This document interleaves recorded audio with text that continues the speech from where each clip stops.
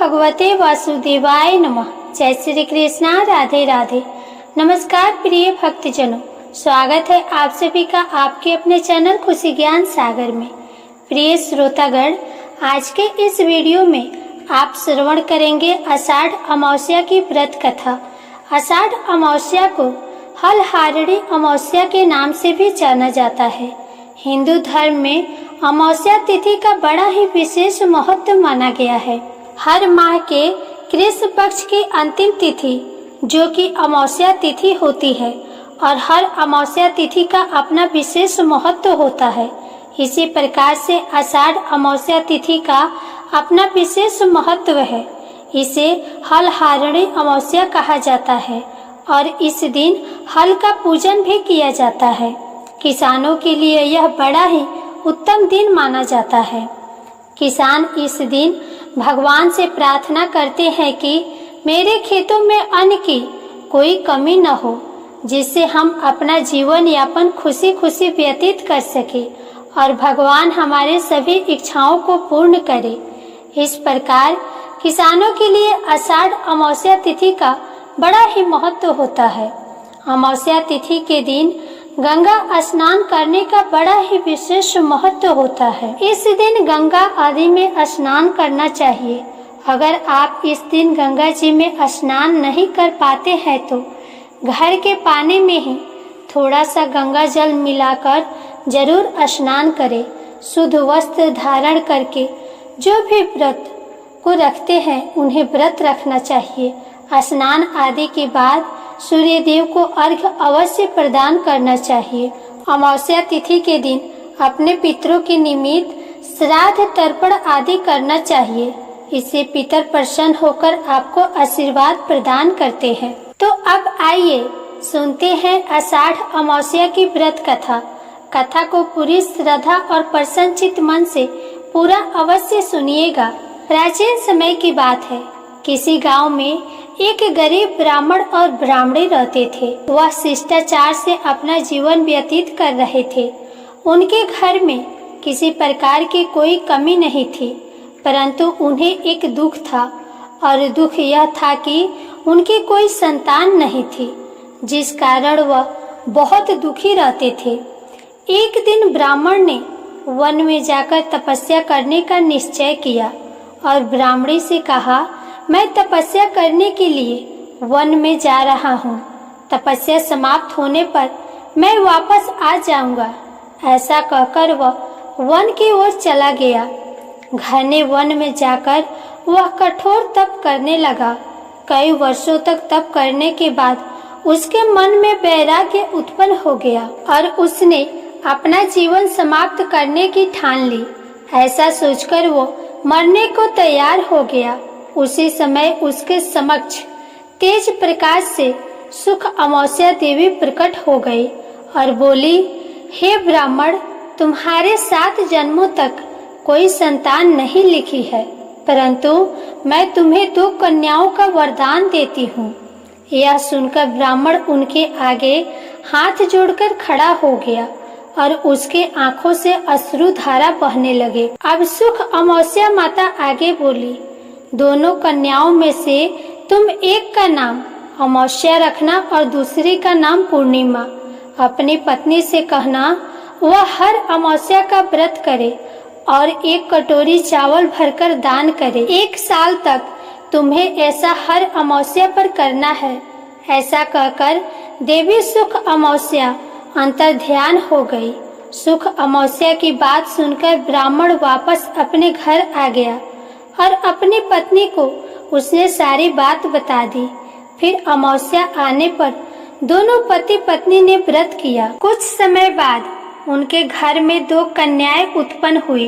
ब्राह्मण ने एक कन्या का नाम अमावस्या रखा और दूसरी कन्या का नाम पूर्णिमा रखा। जब वे कन्याएं बड़ी हो गई तो उनका विवाह हुआ। बड़ी बहन अमावस्या धार्मिक विचारों वाली थी। छोटी बहन पूर्णिमा भगवान में विश्वास नहीं रखती थी। बड़ी बहन के घर सुख समृद्धि का भंडार था। उसे संतान रत्न भी प्राप्त था, परंतु छोटी बहन पूनम के घर दुख और दरिद्रता का कोई अंत नहीं था। उसे कोई संतान भी नहीं थी। जब बड़ी बहन को छोटी बहन की दरिद्रता का पता चला तो वे अपनी छोटी बहन के घर गई और उससे कहने लगी, पूनम, तुम सुख अमावस्या का व्रत करो और पूजा कर उपवास करो। 1 साल तक 1 कटोरी चावल दान करो। ऐसा करने से तुम्हारे घर में सुख समृद्धि का वास होगा। पूनम ने बहन के कहे अनुसार हर अमावस्या का व्रत करा और 1 कटोरी भर चावल हर अमावस्या पर दान करा। देखते ही देखते पूनम के घर भी धान्य धान और सुख समृद्धि के भंडार लग गए। इस प्रकार जो भी व्यक्ति सुख अमावस्या का व्रत विधि पूर्वक करता है और अन्य दान करता है, उसके घर में सुख समृद्धि के भंडार लगे रहते हैं। तो प्रेम से बोलिए अमावस्या माता की जय। प्रिय श्रोतागण, अमावस्या की तिथि पर अमावस्या माता की कथा सुनी जाती है। तो आइए और अब आप सुनिए अमावस्या माता की कथा। पौराणिक कथा के अनुसार एक गांव में सास और बहू अकेले रहती थे और उनका बेटा विदेश कमाने के लिए गया हुआ था। सास और बहू बहुत प्रेम से रहते थे। दोनों एक दूसरे की देखभाल भी करते थे। एक दिन बहू ने खाना नहीं खाया। तब सास बहू से पूछने लगी कि बेटा, आज तुमने खाना क्यों नहीं खाया? तब बहू कहने लगी कि सासू माँ, आज मेरा अमावस्या माता का व्रत है, इसलिए मैंने खाना नहीं खाया। तब सास ने कहा कि बहू, ये व्रत क्या होता है और इस व्रत को करने से क्या फल मिलता है, यह मुझे भी समझाओ। तब बहू कहने लगी कि सासू माँ, अमावस्या माता का व्रत करने से बहुत पुण्य मिलता है। घर में अन्न धन बना रहता है, सुख शांति बनी रहती है और अटल सुहाग मिलता है, पुत्र की प्राप्ति होती है। इसी तरह से 3 पनौती अमावस्या माता का व्रत भी रखा जाता है।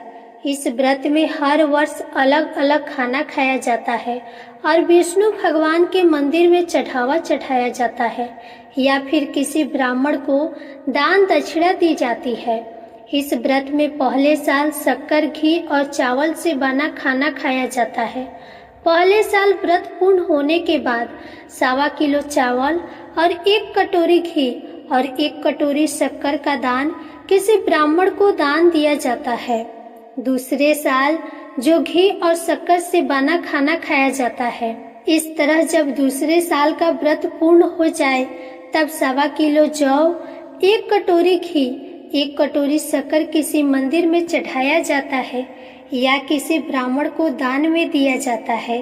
तीसरे साल गुड़, घी और तेल से बने व्यंजन खाए जाते हैं। जब तीसरे साल व्रत पूर्ण हो जाए तब आधा किलो तिल, गुड़ और 1 कटोरी घी किसी मंदिर में चढ़ाया जाता है या ब्राह्मण को दान में दिया जाता है। इसे ही सासू माँ 3 पनौती अमावस्या का व्रत कहा जाता है। फिर बहू बताने लगी, माँ जी, इस व्रत का संकल्प लेने के बाद इसे पूरा करना जरूरी होता है। अगर पूरा नहीं किया जाए तो घर में झगड़ा और अशांति बनी रहती है। तब सासू माँ कहने लगी, बहू, अब मेरी तो उम्र हो गई है, लेकिन तुम यह व्रत जरूर करना। और तब बहू यह व्रत करना प्रारंभ किया। एक दिन बहू ने किसी के कहने पर गेहूं से बनी रोटी खा ली, जिससे अमावस्या माता नाराज हो गई। सास और बहू जो दोनों एक दूसरे का ख्याल रखती थी, सास बहू से प्यार करती थी, अब उन दोनों में झगड़े होने लगे। यह देख गांव वाले भी हैरान हो गए कि इनके घर में यह सब क्या हो रहा है। सास अपनी बहू से कहने लगी, जब से तुम हमारे घर में बहू बनकर आई हो तब से हमारे घर की लक्ष्मी चली गई है।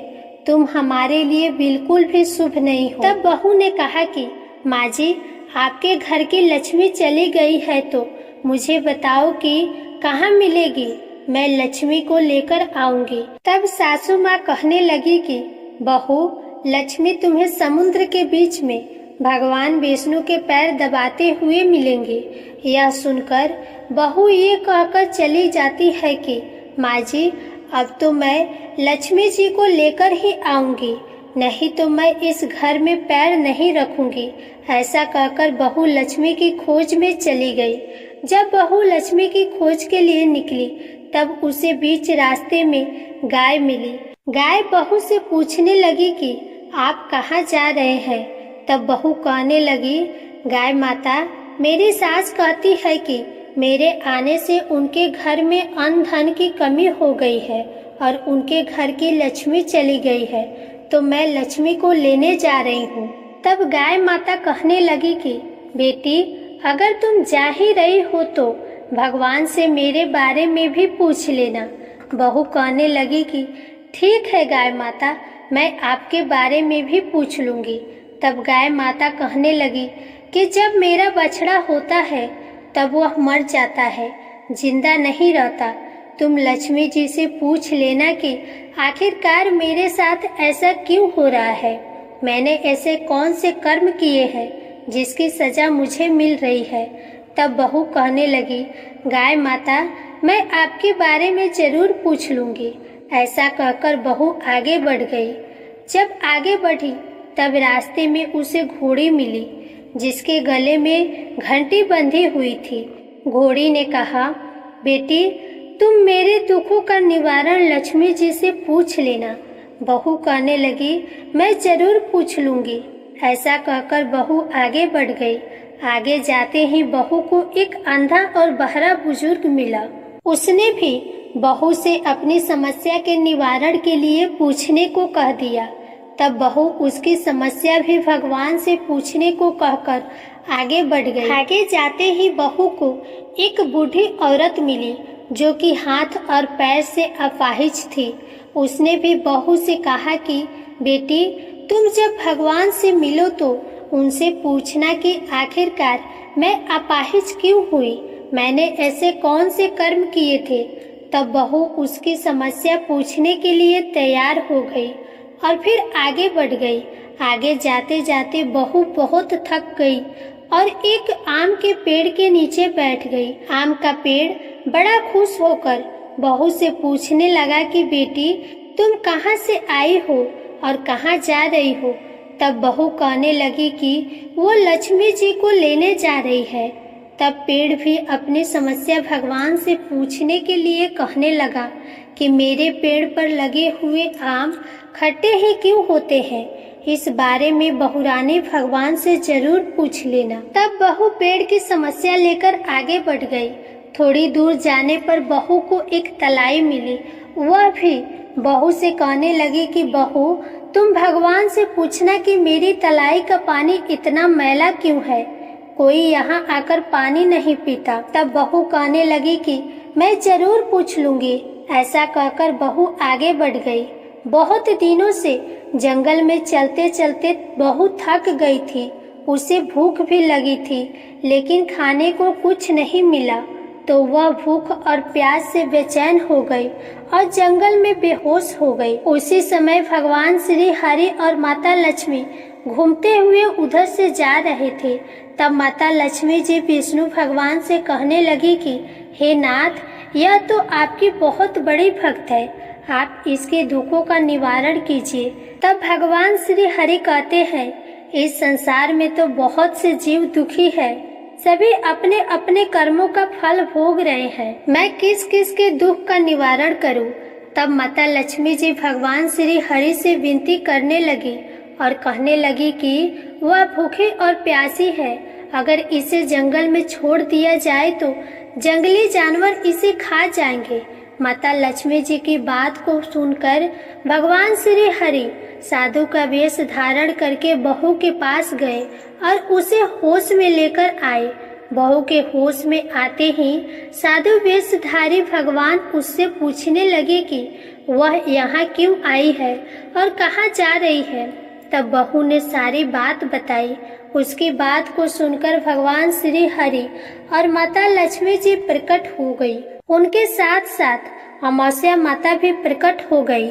बहू ये सब देखकर उनके चरणों में गिरकर उन्हें प्रणाम करने लगी। तब अमावस्या माता बहू से कहने लगी कि बेटी, तूने मेरे व्रत को खंडित किया है, इसी की सजा तुझे मिली है, लेकिन अब मैं तुझे क्षमा करती हूँ। अब तुम घर को जाओ। तुम्हारा घर अन्न और धन से भर जाएगा, तुम्हारा घर सुंदर महल में बदल जाएगा और तुम्हारी सभी मनोकामनाएं भी पूर्ण हो जाएंगी।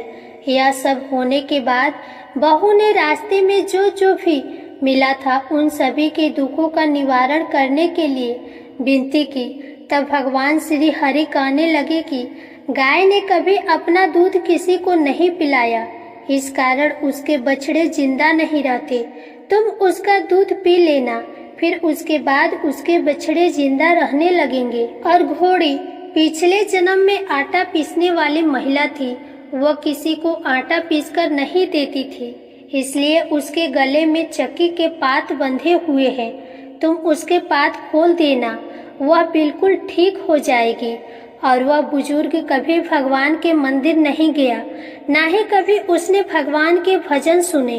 तुम उसे भगवान के मंदिर में ले जाकर भगवान की दर्शन करा देना, इससे वह ठीक हो जाएगा। वह अपाहिज महिला, उसने कभी अपनी जवानी में दान पुण्य नहीं किया, जिसके उसको यह सजा मिली है। तुम उससे कुछ भी दान करवा देना तो उसकी विकलांगता दूर हो जाएंगी। और वो आम का पेड़, उसने तो कभी अपना फल किसी बच्चे को खाने को नहीं दिए, इसी कारण उसके सभी आम खट्टे होते गए। अब तुम उस पेड़ का आम खा लेना और उसके बाद से उस पेड़ पर मीठे आम आने लगेंगे। और तलाई का पानी पिछले जन्म में देवरानी जेठानी थी, जो हमेशा आपस में झगड़ा करती थी, इसीलिए उसका पानी मैला है। तुम उसका पानी पी लेना तो वो तलाई शुद्ध हो जाएगी, फिर लोग वहां आकर पानी पीने लगेंगे। इस प्रकार बहू ने भगवान श्री हरि, माता लक्ष्मी जी और अमावस्या माता को प्रणाम किया, उन्हें धन्यवाद दिया और अपने घर के लिए तैयार हो गई। रास्ते में उसे जो जो भी मिला उनकी सभी समस्या भगवान के कहे अनुसार वो दूर करती चली गई। सभी ने उसे भर भर कर आशीर्वाद दिए। घर पहुंचते ही उसका टूटा फूटा घर एक सुंदर महल में बदल गया। उसके घर में अब अन्न और धन के भंडार भर गए। अब बहू ने सासू माँ से कहा कि सासू माँ, आपने तो सच में कहा था कि मैं आपके लिए शुभ नहीं हूँ। मेरे जाने से ही आपके घर में लक्ष्मी आई है। आप यहाँ रहिए, मैं मरने जा रही हूँ। तब सास ने कहा, बेटी, ये सब तुम्हारे अमावस्या माता के व्रत करने का फल ही है जो हमें मिला है। तुम यहीं पर रहो, तुम यहाँ से कहीं नहीं जाओगी। इस प्रकार सास और बहू खुशी खुशी रहने लगे। और फिर एक दिन सास का बेटा भी विदेश से वापस लौट आया और घर में जब उसने खूब धन दौलत और धन के भंडार देखे, तब उसकी माँ ने सारी बातें अपने बेटे को बता दी। इस प्रकार वे लोग खुशी खुशी रहने लगे और तीनों मिलकर अमावस्या माता के व्रत को रखने लगे। प्रेम से बोलिए अमावस्या माता की जय। इस कथा को कहने वाले, सुनने वाले और हुंकार भरने वाले सभी भक्तों के घर में धन्य धान्य के भंडार भरना, सभी की रक्षा करना। हे अमावस्या माता, आप सभी की रक्षा करना। प्रेम से बोलिए अमावस्या माता की जय। प्रिय श्रोतागण, वीडियो अच्छी लगी हो तो इसे लाइक करें और चैनल को सब्सक्राइब करें। साथ ही कमेंट बॉक्स में अमावस्या माता की जय जरूर लिखें। जय श्री कृष्णा। राधे राधे।